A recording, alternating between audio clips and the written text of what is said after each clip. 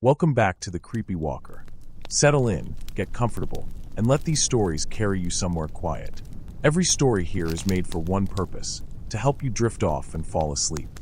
No jump scares, just slow, dark, and cozy storytelling right before bed. If you enjoy what I do here, please like this video and subscribe. It helps more than you know. And drop a comment letting me know where you're from. I love seeing where you all are from. I don't run any ads on this channel. Not a single one. These videos are completely free for you, and I want to keep it that way. If you'd ever like to support me financially, I have a Patreon. The link is pinned in the comments and in the description below. Even the smallest support means everything and keeps this channel alive. Now, get comfortable. Close your eyes if you'd like. Let's walk. We went up to Haynes because we didn't know what else to do. My husband, we'd been married 11 years by that point. His brother died in October. They said cardiac, sudden, and I believed that because he was 43 and had no history of anything. And by November we had just used up most of the ways you can be in your own house after something like that. Someone from the memorial, I don't remember who, mentioned a rental property outside of town. A lodge, available for 2 weeks in the off-season for not much money. My husband said yes before I finished reading the listing out loud, so I stopped reading and booked it. The drive-in was longer than described. I kept expecting the turnoff, and it kept not being there, and then it would be there and be the wrong one. We found it eventually. The place they called a lodge was a large cabin that someone had added rooms onto over the years, and then started renting out to tourists. The kind of place with decorative snowshoes on the walls and old hiking maps tacked up, the paper curled and gone yellow at the edges. All the rooms had the same smell. Cedar smoke and something else underneath it. And we figured out within the first hour that the something else was mice. Not current mice. Old evidence of them, baked into the walls. The smell was just part of the building. Carl is my husband. He had not slept more than a few hours a night since his brother died, and you could see it in how he moved, which was careful, deliberate, like each action cost him something he was rationing. The first morning at the lodge, he was outside before daylight. I heard him from the bed. There was already a full cord of split wood stacked along the south wall of the lodge, enough to last the 2 weeks without any trouble. But farther back on the property, there was a pile of unsplit rounds, and Carl started in on those the first morning and kept at it every morning after. I don't know why he did it. He hadn't chopped wood in his life that I knew of, but every morning before light I'd hear the axe. The sound carried a long way in that air, clear, like it was closer than it was. I stayed inside mostly. I had brought a box of paperwork from the office, things I'd been meaning to sort through, and I'd set it out on the table and take pieces out and move them into different piles. I wasn't really doing anything with it. The table sat near the back windows. Those windows looked out over the property toward the river. The river, you'd call it a creek, ran along the back edge of the property about 70 yards from the lodge. In November it was frozen mostly. Solid white through the middle and along the banks, except for 2 narrow black seams close to the edges where the current kept the water open underneath. You could hear that water at night when everything else went quiet. Just a low sound. Moving water under the ice. Carl walked down to it on the second day. I saw him from the window. He was supposed to be carrying wood back up toward the lodge, but he took a long way around, went all the way to the bank, and stood there for a while with the wood in his arms looking at the river. Then he came inside and set it by the stove. He didn't say anything about it. I'm not sure which day I first saw the shape. Second or third, somewhere in there. The light was strange out there, low and flat all day and then dark, and the days blurred. I know it was afternoon because the light was at that angle it got in the afternoons, where everything went a kind of flat blue. I was at the table. Carl had already come inside. I was looking out the window at the river because I had run out of ways to look at the paper. There was something moving under the ice. Pale, slow, close to the surface, running parallel to the bank. I watched it. I thought first it was a reflection, something the ice was doing with the light, but my head was still, and the thing kept moving, so it wasn't that. Then I thought fish, but it was wrong for a fish. Too large. And the shape was different, not a fish shape, more like a long mass of something with soft edges. Pale the way the ice was pale, but you could tell it was separate because it moved while the ice didn't. It covered maybe 30 yards of bank while I was watching, and then I couldn't see it anymore. I wasn't sure if it had gone deeper or just moved past the window's range. I went back to the paper. I didn't say anything to Carl. The next day, or the day after. I'm going to stop trying to put these in order, because I'm not confident I remember the sequence right. Carl was walking along the bank upstream carrying a load of wood. I was watching from the window. I saw the shape again under the ice. It was moving in the same direction Carl was moving. Same pace. He walked about 50 yards from where he'd started. The shape covered the same 50 yards below him while he walked above. Then he stopped. It stopped. I kept watching to make sure I was seeing what I thought I was seeing. Carl was standing still on the bank, and the shape was still under the ice directly alongside where he was standing. He set the wood down. He stood there. He didn't crouch down or try to get closer to the bank. He just stood there for a while. Then he picked the wood back up and walked toward the lodge. That evening he was at the kitchen sink washing his hands. He said, "In the way you say something you've made up your mind to say, that I should stay away from the river." I started to ask why. He took his time drying his hands on the towel, slow, both sides, the whole towel. Then he said that the day before, he had seen it at a thin place near one of the open seams along the bank, and that it had been working at the ice from underneath. He used that word, working. He said it like that. Then he went into the other room, and I stood there in the kitchen. We didn't leave. I want to be clear that we stayed both weeks. I've gone back over that. Part of it was Carl's routine. The mornings, the axe, the wood. It was the one thing he was doing that seemed like forward motion, and interrupting it felt like the wrong call. Part of it was that we didn't have a clear thing to tell anyone if we left. We saw something move under a frozen creek, and it seemed to stop when a person stopped. That's not a reason anyone's going to understand. The second week I moved my chair closer to the back window. I watched more. I saw the shape 5 or 6 more times over those 7 days. Twice when no one was near the bank. Those times it was just moving upstream, slow, and I'd watch until it went around the bend in the river where I couldn't follow it anymore. The other time someone was outside. One of the middle days of the second week Carl was out near the wood pile, and the shape was moving along from downstream, and I watched it cover the distance to roughly where Carl was standing and then slow down. Carl was 60 feet from the bank at least, maybe more. It sat there for a while, and then Carl walked toward the lodge, and I watched it track along with him, slower now, until Carl got far enough from the bank that I guess it couldn't keep up by the angles, and it just stayed where it was under the ice while Carl came inside. Once I was the one outside. I had gone up to the wood pile for no reason I can explain, just tired of being indoors, and I was standing near it looking at the property. I happened to look toward the river. The shape was there, moving in my direction from downstream. I watched it come up alongside roughly where I was standing on the bank and slow down. I was at least 60 feet from the water. I stood there for a while, and it sat there for a while, and then I walked back inside and didn't look back at the river. Carl had changed how he worked by that point. He wasn't going anywhere near the bank. He kept to the area close to the lodge, and I noticed he had figured out which rooms had a clear view of the river, and he'd check it from those windows when he passed through. Quick looks. He knew where to look. I started doing the same thing without saying so. Identifying the lines of sight.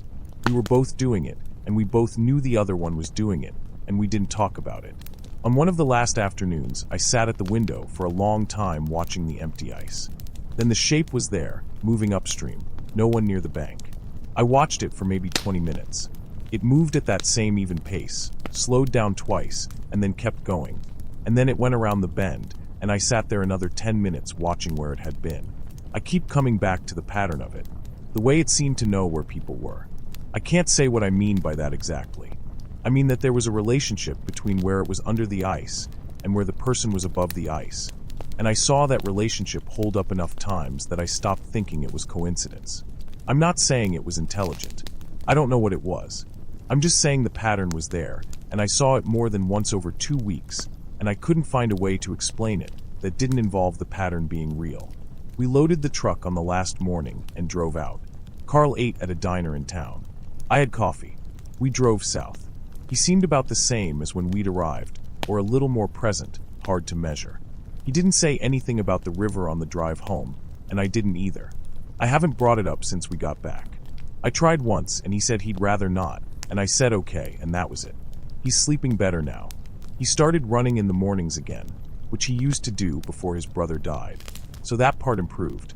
I looked things up for a while when we got back. What's in that part of Alaska in November that would be under river ice and large enough to see?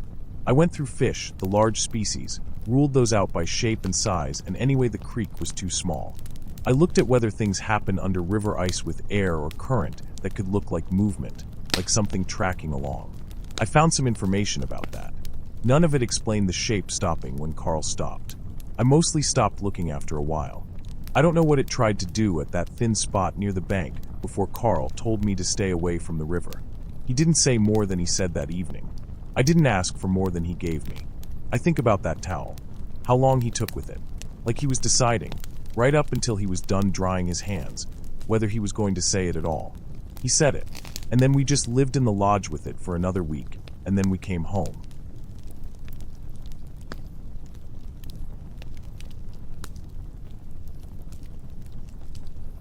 That winter I was driving medical supplies up and down the coast. That's the quickest way to say it. The pay was better than warehouse work, and that's the only reason I was doing it. Most of those runs were 4 hours each way, sometimes more depending on conditions, and you didn't see many people out there. A state trooper checkpoint maybe. Somebody broken down on a snow machine. That was about it. My daughter at the time was living with my ex in Washington.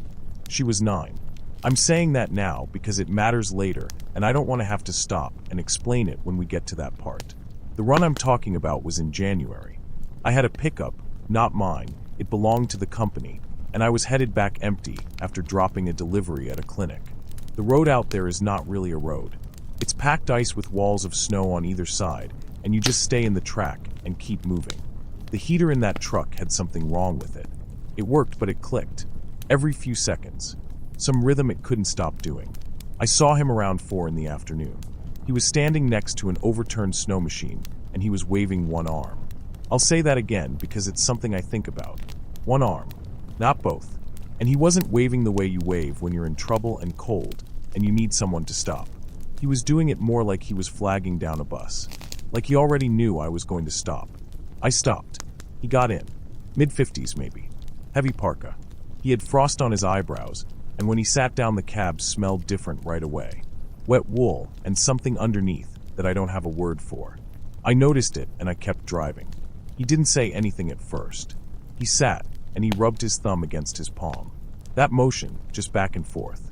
I figured he was cold and maybe shaken up from going over on the machine. I said something about lucky timing. He nodded once.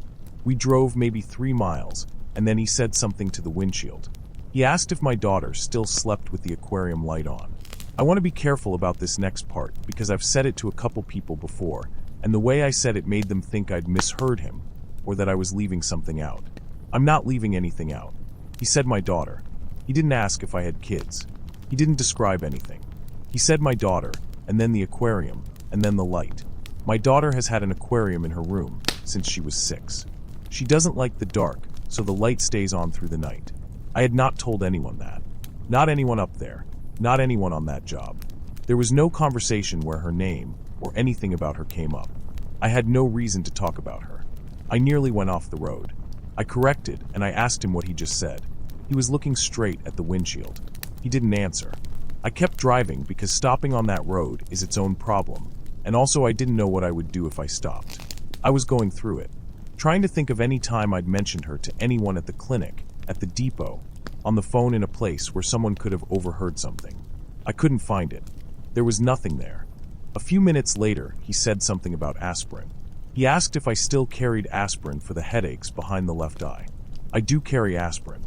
I've had headaches for a couple of years, left eye, behind it, and my doctor at home knows about them, and my ex knows about them, and that's about the full list of people who would know that specific thing, the left eye part. He said behind the left eye. He said it the same way he said the thing about my daughter. To the windshield. Flat. Like he was just talking. I said something. I don't remember what exactly. Something like, "What are you talking about?" or "Who told you that?" He didn't answer that either. Then he asked about the stair. He asked if I'd fix the loose one on my apartment landing. There is a loose stair on my landing. Third one from the top. It shifts when you step on it. You can feel it give a little, and I've been meaning to deal with it for 8 or 9 months. I live alone. There are 4 units in my building. I don't know my neighbors. I have not talked about that stair with anyone. There's been no reason to. So I started going through a different question. I started trying to figure out if I knew him. If he was someone from before, and I wasn't recognizing him because of all the gear, the parka, the frost on his face.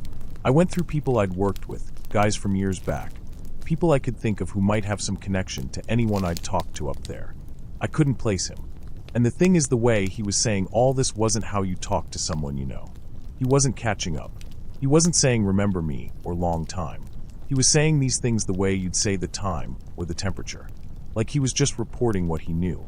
I asked him directly. I asked if we knew each other from somewhere. He rubbed his thumb against his palm and kept looking at the windshield. It was getting darker. The sky had gone from that flat blue-gray to actual dark. I had my lights on. The heater kept clicking. Then he pointed. He pointed through the windshield, a little right of center, and he said there's the turn. There was no turn there. I knew that road. I'd driven it close to 40 times. There was no turn at that point. There was the tree line and then wilderness behind it. That's all that was there. But there were tire tracks going into it. I want to be clear on this. I slowed down and I looked at them. They were fresh. It had snowed earlier that day, a few hours before I was out there, and these tracks were laid on top of that snow. 2 tracks, close together, going off the road at an angle and into the trees. Recent tracks. He was still pointing. I did not turn. I kept going straight. I don't know if that was the right thing to do, or if there's a right thing in that situation. I just did not turn. I watched those tracks go past, and then I watched the spot go past in my mirror until the trees covered it. He put his arm down. He stopped the thing with his thumb. He just sat there. I drove another 20 minutes or so before I hit anything. There's a fuel station out there, 1 pump, a small building. I pulled in and I told him this was as far as I was going in that direction. That was not true. I was going further. I wanted him out of the truck.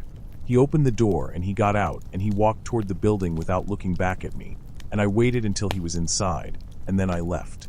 I didn't report it. I called the company about the heater. That's the only call I made. I've been through the explanations. I've tried them all on. One is that he knew me somehow, and I just don't know how. That he'd looked me up, or he knew somebody who knew me, and he was doing something deliberate. Trying to rattle me for some reason I can't see. That's possible. I can't rule it out. Another is that some of it was coincidence, and I'm stitching it together into something more than it is. That aquarium lights are common enough. That lots of people get headaches on the left side. That stairs get loose everywhere. But he said aquarium. He said my daughter, not a kid, not your kid, my daughter. And he said left eye. Those are not guesses that land by accident, all 3 of them, one after another. The tracks are the part that doesn't fit either of those. Because if he was messing with me deliberately, he would have needed to know where that turn was ahead of time, which means he'd been out there, which means his story about the overturned snow machine was already part of something planned. And if it was coincidence, if he was just pointing somewhere random, then I have to explain the tracks. Fresh tracks. At the exact spot he pointed to. I've thought about whether he made the tracks himself before I picked him up. Whether he'd come in from somewhere else, laid the tracks, then gone back to the snow machine. But the timing doesn't work. There was fresh snow, and the tracks were on top of it, and he was standing at that snow machine when I came through. There's no way to do both. I've thought about whether there's a road there I didn't know about. A logging track or an old access road that doesn't show on anything official. That's possible. That part 1 actually cannot rule out. But if that's what it was, he still knew it was there, and he still knew which direction to point before we reached it, and that still doesn't explain the other things. The thing I keep getting stuck on is that he never looked at me. The whole time. When he said all of it, the aquarium, the aspirin, the stare, he was looking at the windshield. He wasn't watching me to see how I'd take it. That's not how you tell someone something to get a reaction. That's how you say something you already know, and it doesn't occur to you that it needs a reaction. I don't drive that route anymore. The contract ended in February, and I didn't go back up there. Those are the facts of it. That's what happened. My daughter is 11 now. I talked to her a few days ago. I didn't ask about the aquarium. I don't have a way to close this out, because I don't know what it was. I've gone through it enough times that I'm pretty sure about the parts 1 told you. I didn't make up the tracks, and I didn't make up what he said. And I didn't turn. That's where I run out of things.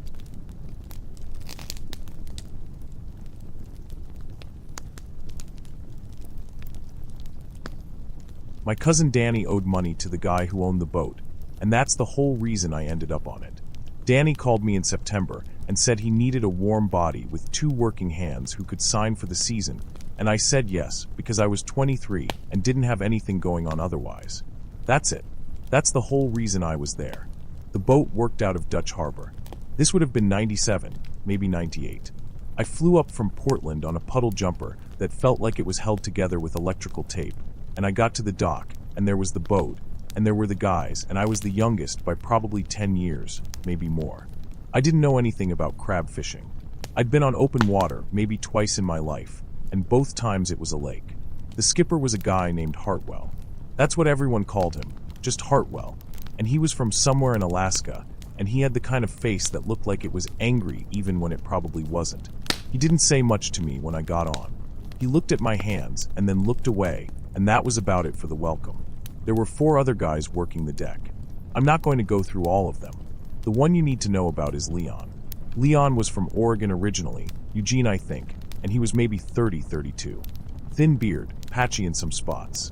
He had a crooked thumbnail on his right hand, like it had been broken at some point and healed sideways, and he was always humming. That was the main thing about him.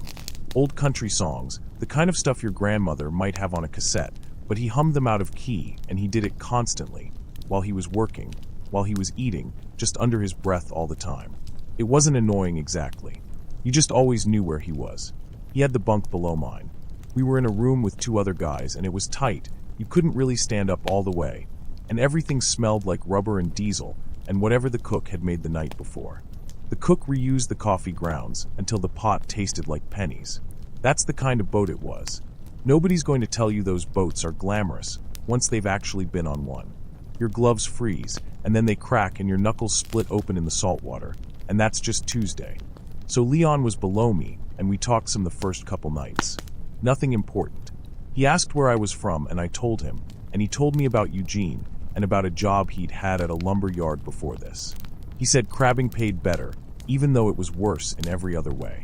I don't remember everything we talked about. I just remember he was there, and he was normal, and he was a real person who existed. We'd been out 3 days when I came up for breakfast, and he wasn't there. I didn't think that much about it at first. I figured he was on deck, or in the head or something. I sat down and got food, and after a couple minutes I asked where Leon was. Nobody answered right away. There was just the sound of forks on plates, and the engine, and the water. And then Hartwell looked up at me from across the table and said, "Who?" I thought it was a joke. I laughed a little.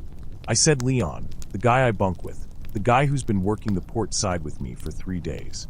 And nobody said anything. One of the other guys, older guy named Briggs, he just looked back down at his plate. The cook was at the stove, and he didn't turn around. Hartwell said he didn't know what I was talking about, and went back to his coffee. I sat there for a second. I thought, okay, hazing, this is the thing they do to the new guy. I've heard about this. I finished eating, and I went back downstairs. Leon's rain gear was hanging right next to mine on the hooks by the door. His boots were under the little electric heater we had down there, drying out. His bunk was made up, sleeping bag on it, the same as it had been every morning. I went back upstairs, and I grabbed one of his boots, and I brought it up to the galley, and I held it up, and I said this. "Whose is this? Someone tell me whose boot this is." The cook still wouldn't look at it. Briggs looked at it, and then looked at me and said he didn't know, and went out to the deck. Hartwell had already left. I went back down and put the boot back. I want to be clear about something. I was not tired in a way that would explain this. I wasn't sick. I hadn't had anything to drink since before we left port. I knew what 3 days looked like. I knew how many times I'd climbed over Leon's stuff getting in and out of my bunk. I knew what his humming sounded like. That afternoon I went back down to the bunk room for something, I think my other gloves, and his bunk was stripped. No sleeping bag. No pillow. No duffel bag that had been sitting at the foot of it. Nothing at all. Just the bare mattress. And then I looked again, and it wasn't even that. It was a different mattress, a thinner one, and there was no dent in it, no impression from a body that had been sleeping there. It looked like it had been in storage. I stood there for probably 2 minutes just looking at it. I went back upstairs, and I didn't say anything. I don't know exactly why. Part of it was that I'd already tried twice and gotten nowhere, and part of it was something else I can't explain as well. It was starting to feel like saying his name was doing something I didn't want to keep doing. The weather came in bad that evening. We were working through it, all hands on deck, chaining a stack of pots down before they could shift. It was loud, the water was up over the rail in some of the swells, and I was working next to Briggs. He was the oldest guy on the crew. He'd been doing this probably since before I was born. He leaned over at one point and got close enough that I could smell the diesel in his beard, and he said, "Don't say his name again." That was all he said. He went back to what he was doing. A little later, I was standing at the stern rail waiting for the next pot to come around, and I saw something in the water. It was pale, not bright, just lighter than the water around it. It was off the back of the boat, maybe 20 feet, 25, and it was keeping pace with us. Not falling behind, not getting closer, just moving at exactly the same speed we were moving. I watched it for a while. I couldn't make out what it was. It wasn't a wave pattern or foam. It was a shape, but I couldn't tell you what shape exactly because the water was moving and the light was bad. I looked around to see if anyone else was watching it, and nobody was looking that way. I watched it until I had to go back to the pots. We were out another 9 days after that. We finished the trip, came back to Dutch Harbor, unloaded. I got paid. I didn't sign on for another run. I looked for the manifest when we got back. I don't know exactly what I thought that would do, but I wanted to see it. I couldn't find it. I asked the dock manager about it, and he said I'd have to talk to Hartwell, and I didn't want to talk to Hartwell. I thought about going to someone official, but I didn't know who that would be or what I would say to them. I called Danny when I got back to Portland. I told him what happened, all of it, and he was quiet for a long time, and then he said he didn't know a Leon, didn't know anyone named Leon, and the guys he knew on that boat he'd known for years, and none of them was named Leon. I asked him how he could not know who was on the boat when he was the one who got me the job, and he said he just knew Hartwell. They'd worked together before, and Hartwell had said he needed crew. I tried to find Leon on my own after that. I didn't have a last name. I tried Oregon, Eugene, lumber yards. I tried looking for someone who matched what I remembered, but I had nothing to go on except what he'd looked like and the way his thumbnail was. I didn't find anything. I've thought about it a lot over the years, what the explanations are. Maybe Leon had done something, gotten into something, and the crew was protecting themselves by not knowing him. Maybe he went over the side, and they were covering it up. Maybe there's paperwork somewhere with his name on it, and someone else just decided to make him not exist for the rest of that trip. Those are the things that make some kind of sense. I don't know why they stripped the bunk so fast. I don't know how they got his gear out of there without me seeing it happen. The boat wasn't that big. I don't know what was in the water. Briggs died a few years later. I heard that through Danny. Hartwell I don't know about. I never went back to Dutch Harbor. The thing I keep coming back to is the humming. 3 days of hearing him hum those songs and then nothing, and I still hear it sometimes when I'm trying to sleep. Not like a haunting. I don't mean it like that. I just mean the brain holds on to things, and I can still hear exactly what it sounded like off-key, just under everything else. I don't know what happened to him.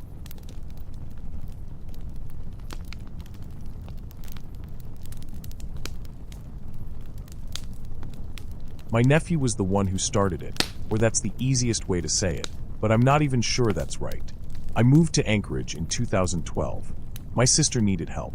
Her husband had just left and she had Marcus, who was 8, and she was working doubles at the hospital and she couldn't do it by herself. So I went. I slept in the basement with Marcus because the upstairs was a 1-bedroom and he'd been having a hard time sleeping alone. That part matters. The basement part. Marcus was a quiet kid. He'd always been a little quiet, but after the thing with his dad it got more pronounced. He carried this plastic stegosaurus everywhere, even into the bathroom, even to the table. He'd set it next to his bowl, and sometimes he'd look at it while he was eating like he was checking on it. He had this habit, I don't know if habit is the right word, where if you asked him something he'd just look at you for a while before he answered, like he was deciding something. My sister said it started after the separation, after Marcus had spent some time alone with his dad during the back and forth period before things got settled. He wasn't going to school. That's the other thing. He'd been refusing since October, which is when I got there, and nobody could really say why. The school counselor had talked to him. My sister had tried everything she could think of. He just wouldn't go. He'd get up in the morning and get dressed, and then he'd sit on the bottom step and not move. And eventually my sister would have to leave for work, and she'd leave him with me, and I'd spend the day trying to find something to do with him that he'd actually do. The neighborhood was just a normal neighborhood. Duplexes mostly. In winter the snowbanks on either side of the road got taller than the cars, and you couldn't see anything coming at intersections, so everyone just kind of crept through. Kids would sled down the sidewalks after dark because dark came at like 3 in the afternoon, so if you waited for it to be light, you'd never do anything. It was just a place people lived. So Marcus started talking about the backward man. I want to be careful about how I say this because I don't want to make it sound more dramatic than it was at the time. It didn't register as dramatic at the time. He just brought it up. We were eating cereal one morning. He was eating his dry from the box because he didn't like the cereal getting soft. And he said something about the backward man, and I asked who that was, and he said he was the one from the alley. He said it like I should already know. He said he walks backward so his footprints lie. That's the exact phrasing. I remember it because I thought it was a weird thing for a kid to say. I figured it was something from a book or a show or something his dad had told him, and I didn't push on it. He mentioned it a few more times over the next couple weeks. Always the same way. Not like he was telling me something exciting. Not like a kid doing a ghost story. More like he was referencing a neighbor, like he'd say the backward man like I might say the guy upstairs or the woman with the dog. Just a person. That was part of what made me stop paying attention to it after a while. It wasn't dramatic enough to stick. Then one morning in November, early, before Marcus was up, I went outside through the basement door to bring in some recycling. The basement door opened to a little concrete stairwell, and then you came up to the yard and around the side to the front. Behind the house was just an alley. Gravel under snow. Dumpsters for the 2 units and a power line. There were boot prints in the snow between the alley and the basement window. I want to explain what I mean because boot prints are not unusual. People walked through there sometimes. But these went from the alley to the window, and they stopped at the window. That was the first thing. The second thing was the direction. They went from the alley to the window, meaning whoever made them had come from the alley toward the house. But the heel impressions were at the front of each step, and the toe impressions were at the back. I stood there and looked at them for a while. I walked next to them for a few steps to compare. My prints looked normal. These were reversed. The heel was pointing toward the house, and the toe was pointing away, which should mean the person was walking away from the house, toward the alley, except they clearly weren't because they came from the alley and ended at the window. I know how that sounds. I'm not saying I know what caused it. I'm saying that's what the prints looked like. I told my sister. She said someone was messing around, maybe teenagers. She said it in a way that meant she didn't want to talk about it more than that. But she locked every window that night. I heard her going around the apartment doing it, and then a little while later, I heard her doing it again. A few days after that, I took Marcus to the grocery store. It was a Fred Meyer, the one on a main road maybe 2 miles from the house. We were in the parking lot going in, and Marcus stopped walking. He was looking across the lot at a man loading lumber into the bed of a pickup. The man was alone. He was wearing a dark jacket. He looked like any person loading lumber into a truck, except for something I couldn't name right away. I watched him for a minute, trying to figure out what it was. He kept pausing. Before he reached for the next board, he'd stop. Like a small pause each time. Like he was running through something before he moved. Marcus slid under the shopping cart. Not behind it. Under it. He got down and went under the cart, and he was looking at the man across the parking lot, and he wouldn't come out. I had to crouch down next to him. I kept asking him what was wrong, and he didn't answer. The man across the lot turned and looked in our direction at some point, and Marcus pressed himself flatter under the cart. I don't know if the man was looking at us specifically. The lot was full. He could have been looking at anything. I got Marcus inside eventually, and we did the shopping, and I didn't mention the backward man because I didn't want to put it in his head if he'd moved on from it. He didn't mention it either. He held the Stegosaurus in one hand and held my hand with the other, and we went through the store like normal. What I kept thinking about in the days after that was the pausing. The way the man paused before each movement. I couldn't get a clear reason why that bothered me, and I still can't. People pause. People move at different rates. There was nothing that should have made it notable. But I was still thinking about it a week later, which means something about it was not sitting right. Marcus stopped mentioning the backward man after the grocery store. Before that, he'd brought it up every few days, just in passing, the way you mention anyone you're aware of. After the grocery store, he didn't bring it up again. I noticed the absence of it more than I'd noticed the mentions, which is strange to say, but that's how it was. In December, one of the neighbors, a woman named Pat who lived in the other unit, told my sister that someone had been in her yard. She'd found marks in the snow near her back door. She said she'd also seen someone standing at the end of the alley a few nights running. She said she couldn't tell which direction they were facing. She said she'd thought at first it was just someone waiting for a dog to finish in the snow, but there was no dog. My sister told me this over dinner. I asked if Pat had called anyone. My sister said Pat had called the non-emergency line, and they'd logged it. She said there had been a few calls from the area, that a couple other neighbors had reported someone in the alley. She said this like it was reassuring, like it meant it was a real person and therefore manageable. I went back through my memory of the boot prints. I'd looked at them for a while, and I'd walked next to them, and I'd gone back inside. I had not taken a picture. I had not measured them. I just went back inside because it was cold and I didn't know what I was looking at. I've thought about that a lot. Not with any particular feeling about it. I just keep coming back to it. I didn't record anything. So now I'm just describing what I saw from memory, and I know how that goes. In January, Marcus went back to school. He just went. My sister woke him up one morning and told him it was a school day, and he got up and got dressed, and went and came home, and didn't explain the months of sitting on the bottom step. She asked him later what changed, and he thought about it for a while the way he thought about everything, and then he said that man doesn't come around as much now. She assumed he meant his dad. She texted me about it, and said she thought it was progress. I didn't tell her what I thought he might mean.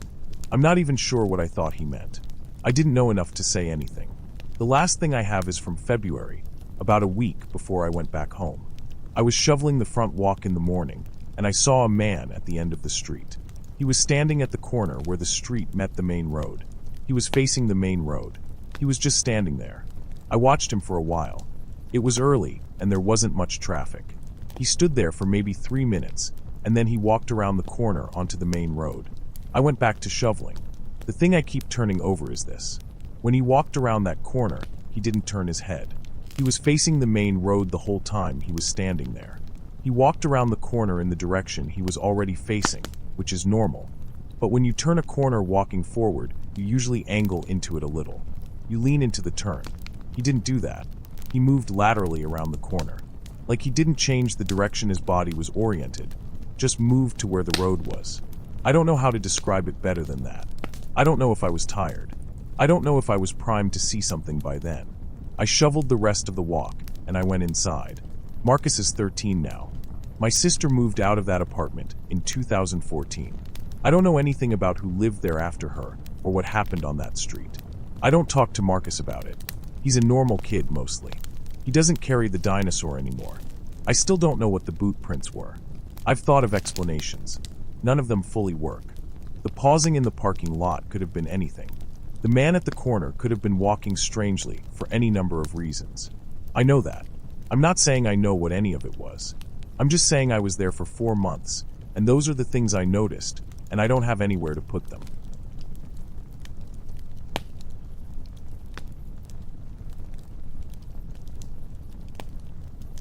So the thing I need you to understand first is that I was the only one working nights. That matters. Everything else I'm going to tell you depends on that. I took a maintenance contract up in Naknek in the fall of 2017. Bristol Bay, Western Alaska, right on the water. The salmon season was done, and they needed somebody to stay through winter and make sure the pipes in the processing plant didn't freeze out and burst. I'd done similar work before, not in Alaska, but the same general idea. You check pressure, you walk the lines, you write numbers down in a log. It's not complicated work. I took it because I needed to be somewhere that wasn't my house for a while. I was coming out of a divorce. I don't need to get into that part. There were 4 of us staying in the bunkhouse. The company kept us on retainer, gave us the bunkhouse, covered food. There was me. There was a guy named Dennis who I think was there doing something with electrical systems, though I never totally understood his role. There was a guy named Carl who barely talked and mostly kept to his bunk reading paperbacks. And there was a welder, Randy. Randy was the one who clipped his fingernails while we watched TV in the common room. Just let them go wherever, on the couch, on the floor. I mention that because it tells you something about how Randy was generally. He thought things like that were funny if you reacted. I worked nights. That was the deal. Boiler pressure has to be checked on a schedule, and the overnight hours were when it mattered most, when temperatures dropped and the system had to work hardest. I'd go out around 10, do my rounds until 6 or 7 in the morning, come back, eat something, sleep until mid-afternoon. Then I'd get up and have a few hours before I went back out. The other 3 work days. So for the most part, when they were out working, I was asleep in the bunkhouse, and when I was out working, they were asleep in the bunkhouse. My bunk was the lower one closest to the laundry room. I picked it because the pipes that ran behind that wall stayed warm, and the bunkhouse otherwise got cold overnight. It wasn't a great bunk. The curtain on it had some kind of mildew issue and smelled bad enough that I kept it tied back. I used a sleep mask and earplugs instead of the curtain because the curtain smell was worse than the light and noise. The first thing I noticed was the boots. I don't make a habit of putting things away neatly. I know that about myself. After a shift, I'd come in, pull my boots off, kick them under the chair next to the bunk, and get into bed. That's what I did. I did not line them up. So when I woke up one afternoon and they were sitting side by side against the wall, toes out, like somebody had placed them there, I thought I must have done it half asleep and not remembered. That happens. You come in exhausted and you do things on autopilot. I didn't think about it much. Then the cigarettes. I kept a pack in my left coat pocket. That was just where I kept them, left pocket, same as I'd done for years. I went out for a smoke one evening before my shift, and they weren't there. Checked the right pocket, and they were in there. I stood there for a minute trying to remember if I'd moved them. I couldn't remember doing it. But again, you do things without thinking, especially when you're on a sleep schedule that's opposite everybody else's, and your brain is always a little bit off. The alarm clock was the one that made me say something. I had a cheap travel clock I'd bought at the airport. I kept it on the shelf above my bunk, facing the bunk, so I could see it when I opened my eyes. One afternoon I woke up, and it was turned sideways. Not knocked over, not fallen. Turned. 90 degrees, so it was facing the doorway instead of the bunk. It was sitting there just as level and deliberate, as if someone had placed it that way on purpose. I asked at dinner that night. I said something had been getting moved around in my bunk area, and did anybody know anything about it? Randy laughed. I mean, he really laughed, more than the question warranted. He said maybe I was sleepwalking. He thought that was funnier than it was. Dennis didn't say anything.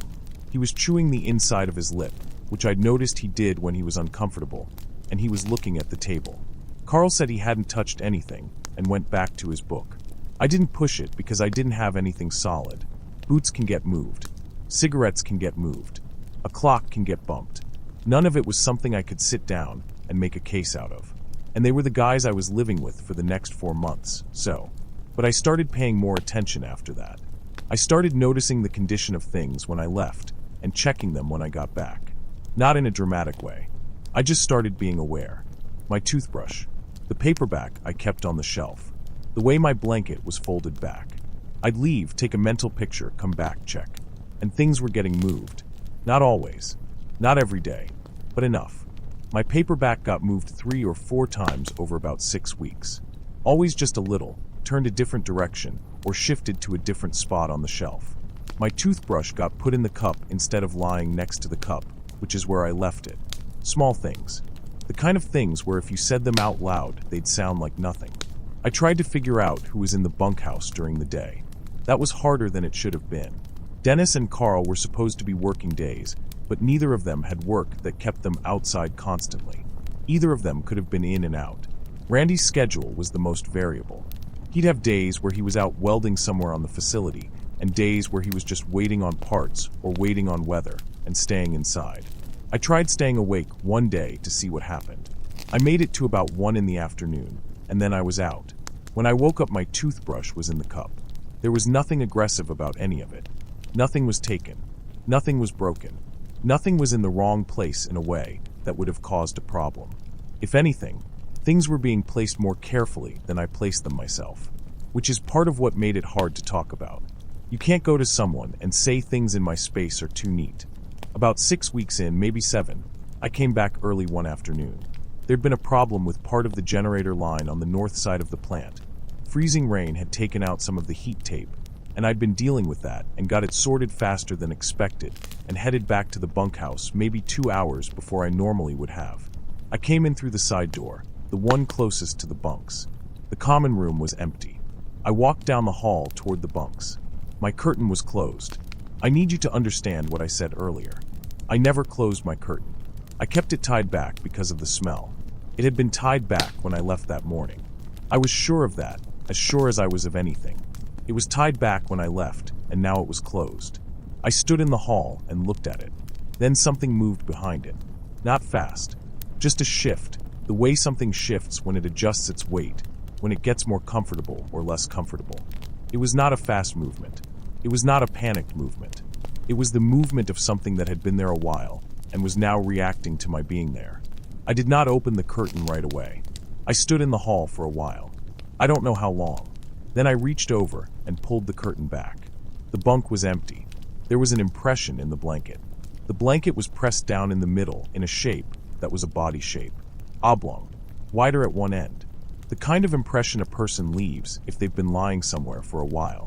It was still warm when I put my hand on it. Not warm like blankets get from a room being warm. Warm like something had been against it recently. I looked at the room. The window at the end was closed and latched. There was no other door. The only way out of the bunk area was the hall I'd come in from, and there was nobody in the hall. I checked the common room. Empty.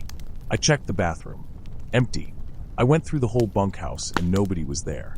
I sat in the common room for about an hour. When Randy and Dennis and Carl came back, I watched each of them. I watched how they came in. I watched whether any of them seemed like they'd been moving fast or just come from somewhere. They all came in together from outside, coats on, wet from the rain. I didn't say anything about the curtain. I didn't say anything about the impression in the blanket. I slept with the curtain open for the rest of the contract, and I pushed a duffel bag against the foot of the bunk so that you'd have to move it to get in. Every day when I came back, I checked whether the bag had been moved. As far as I could tell, it hadn't been, but I don't know how much I trust my own memory of where I left it from day to day. That's the problem. That's always been the problem.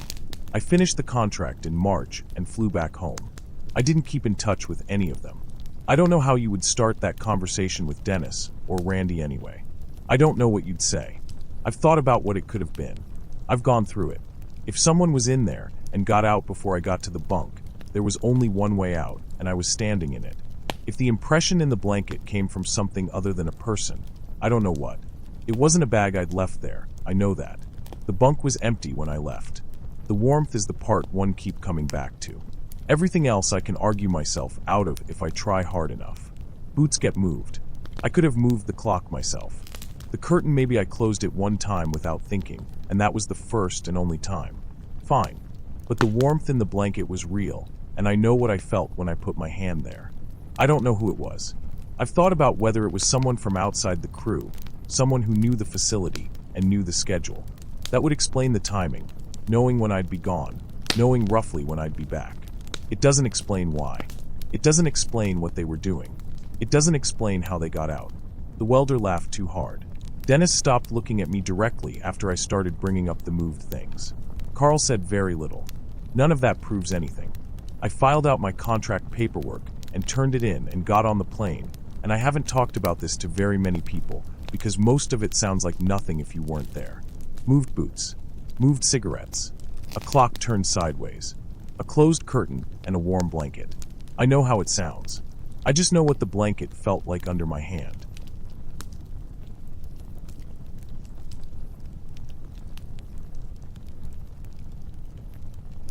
Her uncle had just died, and she wanted to go up to his cabin.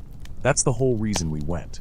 She said he would have wanted someone to use it, and I didn't push back on that, because we had been together about 8 months, and I didn't know yet when to push back. This was February of 2021. We drove up from Fairbanks, which is already cold enough that you don't really think about cold anymore until it gets past a certain point. 2 hours north of there is a different thing. I had been in Alaska for 2 winters by then, but I had not been 2 hours north of Fairbanks in February, and I want to be clear about that, because I think it matters for how I was reading what happened. I did not know what was normal up there. Her uncle's name was Gerald. I never met him. She talked about him like he was a practical person, someone who fixed things and didn't waste words. He had trapped up in that area for years, which I mentioned because it means he knew what was in those woods. He knew it well enough to work in it. I kept thinking about that later. We had her dog with us. He was a Malamute, 10 years old, named something I could never pronounce, right? So I just called him the dog, and he came to that fine. He weighed about 90 pounds and took up the whole back seat. She had to put the groceries in the trunk, even though it was cold enough that the trunk was basically a refrigerator. The road to the cabin stopped being a road after a while. It became a track, 2 lanes of packed snow going back through black spruce. You could tell machines had been on it, but not recently. It was blue in the way that old compressed snow gets blue. I drove her truck because mine didn't have 4-wheel drive, and we went slow. I will tell you that I almost got us stuck twice, and she did not say anything either time, which I appreciated. The cabin was small. 1 room, basically, with a partition for the bed. Propane for cooking, a kerosene heater in the corner, a wood stove for backup. We had brought extra kerosene. There was a generator shed about 20 feet from the cabin, which we ran for a couple hours in the evening to charge things. The generator was loud, and I was glad when we turned it off. The first night we played cards for a while. She taught me a game I did not fully understand, and beat me 4 times in a row. The dog slept on the floor with his chin on my boot. It was the kind of night where you keep thinking something is about to happen, and then nothing does, and eventually you relax. We went to bed around midnight. Okay, so that's the setup. That's the first night. I'm telling you this because the second night was different, and I want you to understand that I had 1 full night of normal before any of this. The second day we snowshoed out a little ways. Not far. The trees were dense and the light went fast, and we were back before 3. She showed me a snare her uncle had left, just a wire loop off the trail, and she took it down and put it in her pocket without explaining why. I did not ask. That night was when the wind stopped. And I know that sounds like I'm building up to something, but I'm not doing it on purpose. I'm telling you the order it happened. The wind had been going all day, not hard but steady, and then around midnight it just stopped. Not faded out. It was there, and then it was not there.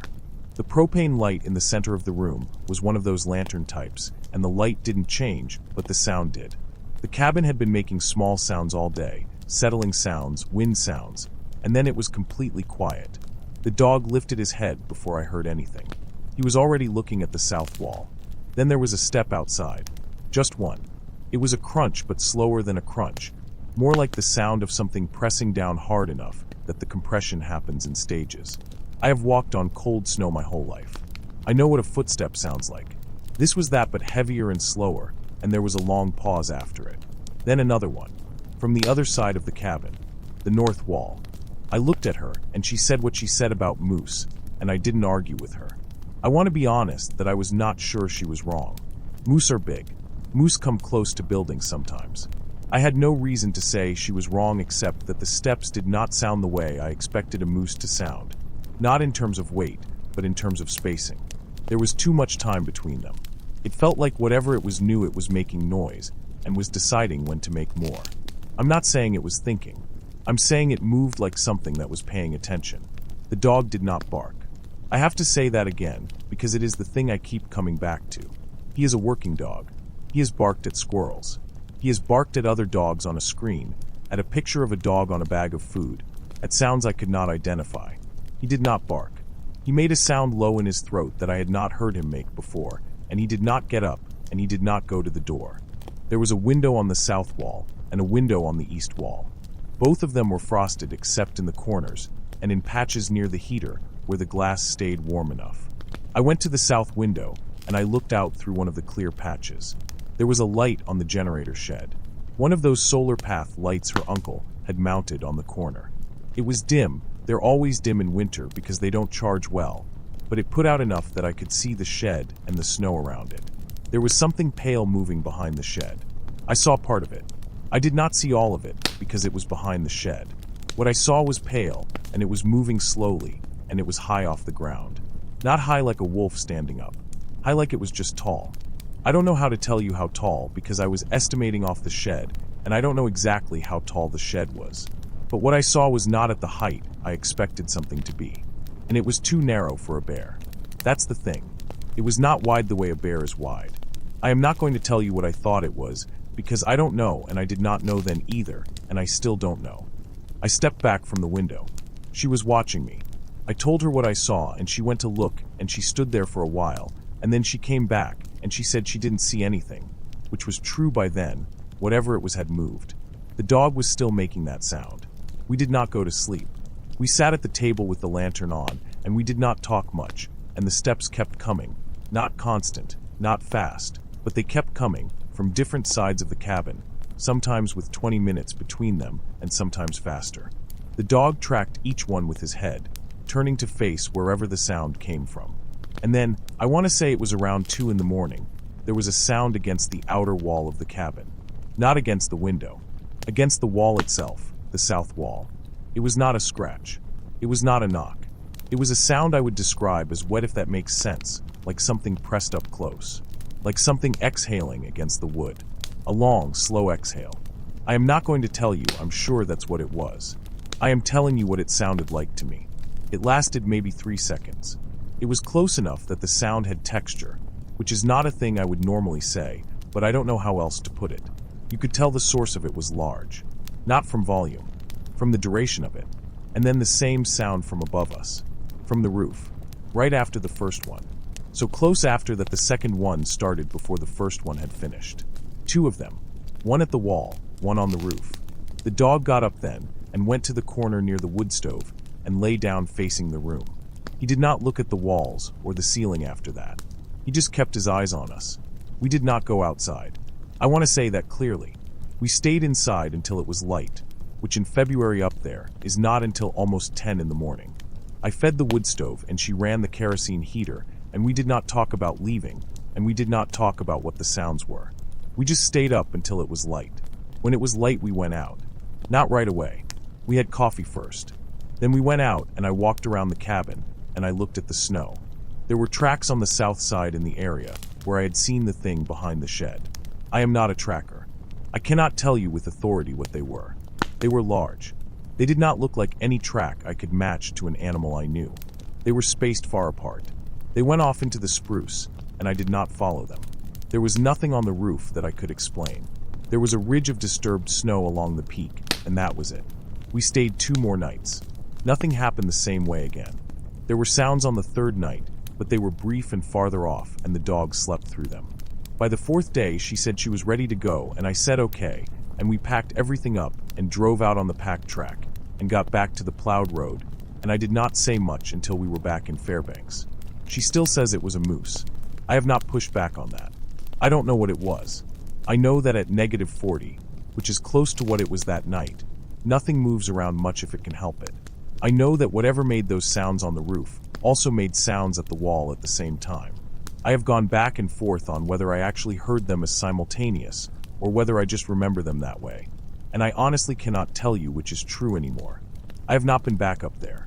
She has gone twice since then in summer without me. I think about the dog not barking more than I think about anything else. The tracks I can maybe explain. The sounds I can maybe explain.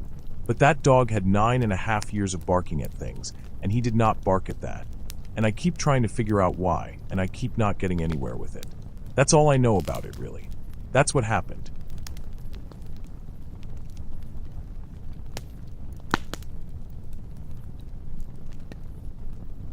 So I took a temporary job in 2008 doing census work up north, flying between remote communities, and I need you to understand why I took it before any of the rest of this makes sense, because the why matters.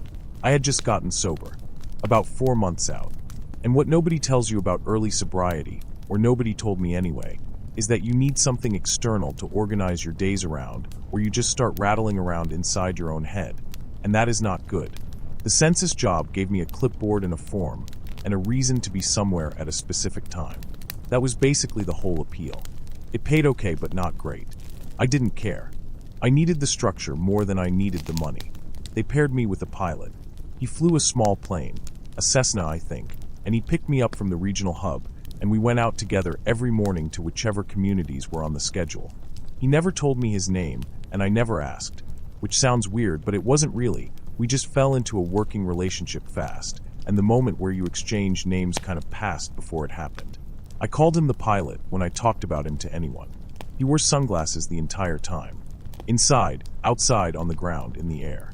I noticed it early on, and then I just stopped noticing. The way you stop noticing things that stay constant. The communities we flew to were small. Some of them were very small.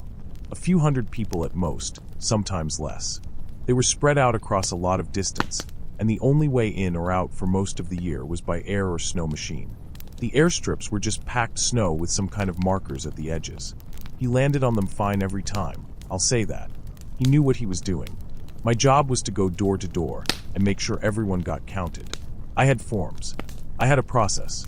I wrote everything down on the clipboard because I was terrified of making errors, not just because errors were bad for the job, but because in early sobriety your confidence in your own memory is basically zero. You keep checking yourself. You write the thing down, and then you check that you wrote it down, and then you check again. It sounds exhausting, and it was, but it also felt necessary. I kept a very detailed record of every visit. Name of resident, address or location description, number and household, date, time. Everything. So we went out for about 3 weeks. Different communities on different days. After a while they did start to blur together a little. I won't pretend otherwise, because the layouts were similar, and the houses were similar, and the conversations I had with people followed a pattern. Most people were cooperative. Some were suspicious. A few weren't home, and I'd have to come back. Normal stuff. The first time I noticed something off I was at a community. I won't use the name, and I had already done maybe 6 or 7 houses. I knocked on a door, and a man answered, and we went through the whole form together. He had a wife and 2 kids. One of the kids came and looked at me from behind his leg partway through, and I finished the form, thanked him, and went to the next house. Standard. Fine. Except when I was going through my clipboard that night, I had 2 completed forms for that address. Same house, same location description. One was from that afternoon, and one was from 2 days before. Same handwriting. Both mine. The information on them didn't match. Different number of household members. Different name for the head of household. I sat there for a long time looking at both forms. I figured I must have visited twice, and just not remembered doing it the first time, or I'd written down a wrong address on one of them, or something like that. There were explanations. I picked the form that matched my clearest memory of the visit and set the other one aside and told myself I'd sort it out later. I did not sort it out later. I kept meaning to, and then I didn't. That was the first thing. The second thing was a conversation I had with a woman in a different community. She was maybe 60, lived alone as far as I could tell, and she was very talkative, which was a little unusual. Most people wanted to get through the form fast and get back to what they were doing. She wanted to talk. We talked for maybe 20 minutes. She told me about her kids who had moved away. She told me about a dog she used to have. She asked me where I was from, and I told her, and she asked what it was like there. I walked back to the airstrip after, and the pilot was standing next to the plane the way he always did, just waiting. I told him she had been nice. He looked at me for a second, and then looked away. He didn't say anything. We flew to the next place. 2 days later, I had reason to check back through my forms for that community, and I could not find hers. I went through every page. I checked the ones I'd set aside for follow-up. Nothing. I did not have a form for her address, but I remembered talking to her. I remembered her telling me about the dog. I could not figure out what happened to the form. I told myself I must not have filled one out, that I'd gotten distracted by the conversation and forgot to write anything down. That was possible. It had been a long day. I made a note to go back. I didn't end up going back to that community, but I thought about that woman a few times, just because of the conversation, not for any other reason. Okay, so, the house. There was a small community, one of the later ones on our schedule, and in that community, there was a house I have thought about more than any other house I've visited in my entire life, and I've visited a lot of houses in a lot of professional contexts since then. Small place. Blue, or it had been blue, the paint was going. There were wind chimes hanging by the front door made out of silverware, forks and spoons tied together with string or wire, and they were moving a little in the air when I came up. I knocked and a woman answered. I'd put her somewhere in her 30s. She had 3 kids, she said. The kids were at school or with a neighbor, she wasn't sure which. Her husband fished seasonally and was gone more than he was home. She answered everything I asked, and when she was thinking about an answer, she tapped her fingernail on the doorframe. Not impatiently, just while she was thinking. It was specific. I filled out the whole form. I thanked her and left. The next day my numbers for that community were off. Not by a lot, but they were off, and I'd learned to trust the forms, so I went through everything, and I could not account for the discrepancy. I went back the next afternoon to check a few addresses, including hers. A different woman opened the door. I want to be precise about what I mean. The woman who opened the door had the same voice as the woman from the day before. Not similar. The same. I noticed it immediately when she said hello. And she was wearing the same sweater. I remember the sweater from the first visit because it had a specific pattern and a small repair on one cuff. But it wasn't the same woman. The face was different. I can't tell you exactly how to describe the difference because I've tried and I'm not good at it. It just wasn't the same person. And the house behind her was empty. No furniture. No rug. No dishes on a counter or coat on a hook. The floors were bare plywood and there was nothing on them. From where I was standing, I could see into the main room and partway into what I thought was a kitchen, and there was nothing. It looked like nobody had been there in a long time. I said I was sorry and told her I must have the wrong address. I held up the form to look at it. Her name was written on the form in my handwriting. The address matched. She looked at the clipboard when I held it up. She didn't say anything for a moment. Then she said I had never been there. I said that I had. I said I had filled out the form the day before, and I showed it to her. I showed her where I'd written her name. She looked at the page for a long time. Not a quick glance. She really looked at it. Then she asked if he brought me this time too. I asked what she meant. She didn't answer. She was looking past me. I turned around. The pilot was standing by the plane, which was maybe 200 feet away across the snow. He was standing completely still facing the house. Sunglasses on. Not moving. I couldn't tell if he was looking at us or looking at something else because of the glasses and the distance. I don't know how long I stood there looking at him. Then I turned back to the door and she had closed it. I knocked again and nobody answered. I stood there for another minute or so. Then I walked back to the plane. The pilot didn't say anything about it. I didn't say anything about it either. We flew out and went to the next community on the schedule. That night I went through all my forms again. I went through everything from every community we'd visited. I was looking for the woman from the talkative conversation, the one with the dog. I went through twice. She wasn't there. I had the form from the blue house, both the original visit and my notes from the second one. I had the 2 forms for the house from the first week with the mismatched information. I counted everything up a different way, and the numbers still didn't come out right. Not wrong by a lot, but not right. I finished the job. We had 4 more communities, and we did all of them. I turned in my forms to the regional office.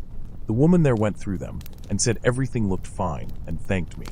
I didn't mention the discrepancies. I told myself I'd already accounted for them as best I could. I flew home commercially and got back to my regular life. I stayed sober. I still am. That part worked out. But I've thought about what she asked me, whether he brought me this time too. And I've thought about the fact that she looked at the form, looked at her own name written there, and said I had never been there. I've thought about whether she was telling me something or just saying something, or whether I'm putting meaning into it that wasn't there. I don't know what happened to the form from the first visit. I don't know why I had 2 forms for that other house. I don't know why the talkative woman didn't have a form. I never tried to contact the regional office again. I don't know what I'd ask them. I don't have the pilot's name. I looked up the community online a few times over the years, but I never found anything specific about it, just general information. The wind chimes were still there on the second visit. I noticed that when I was leaving, the silverware was still hanging there and moving a little in the air, even though it wasn't that windy. That's just a thing I noticed. I don't know why I keep coming back to it.